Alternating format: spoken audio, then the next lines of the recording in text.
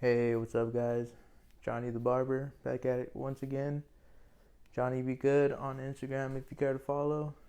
And today I have a video for you guys, show you the proper way to adjust the Anids T outliner.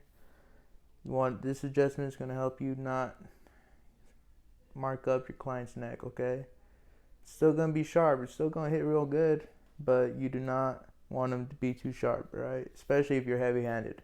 If you're heavy-handed, your client's neck is going to be shredded, alright?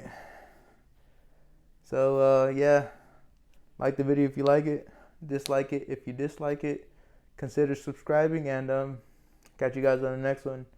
Peace. So for this adjustment, all you're gonna need is a screwdriver and a really flat surface, the flattest surface you can find, preferably a mirror. But I didn't have a mirror in my house, or I do have a mirror in my house, but I don't have a smaller mirror to do this on.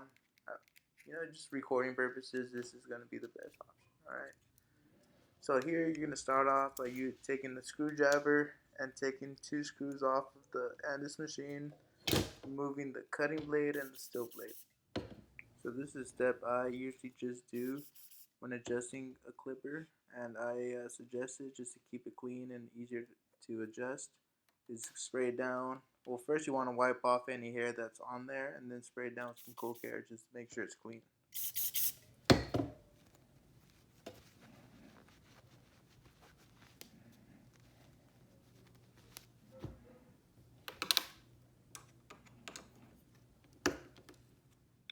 So here I'm loosening the 2 screws that hold in the magnetic guide for the cutting blade.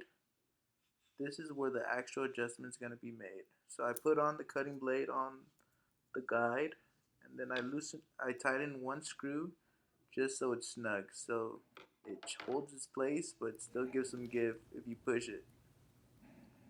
So next you want to push your cutting blade all the way down and find your flat surface, push it flush, and then give it a tilt to about 45 degrees. So this technique right here, this allows you to see if it's going to be cutting too sharp. If your cutting blade's over your steel blade, it's going to destroy your client's neck. So that technique makes sure the cutting blade's behind your steel blade. Then you want to tighten up the 2 screws that keeps your guide in place. So now you want to clip it back together exactly the same way you took it apart.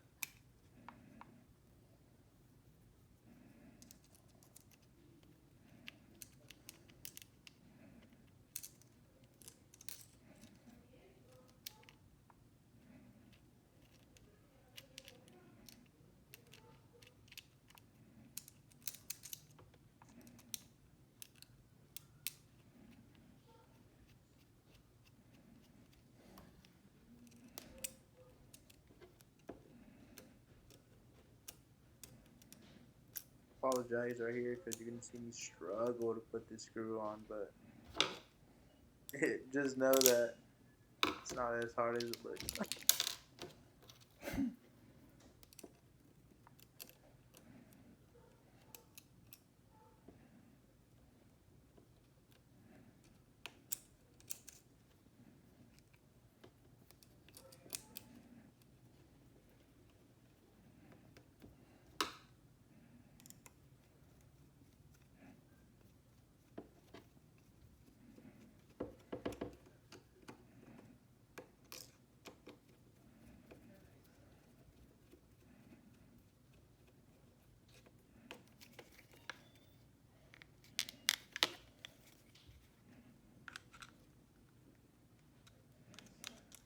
After you finish adjusting your clipper, you want to put some oil on it. I didn't have any since I was at home, but that's what you gotta do.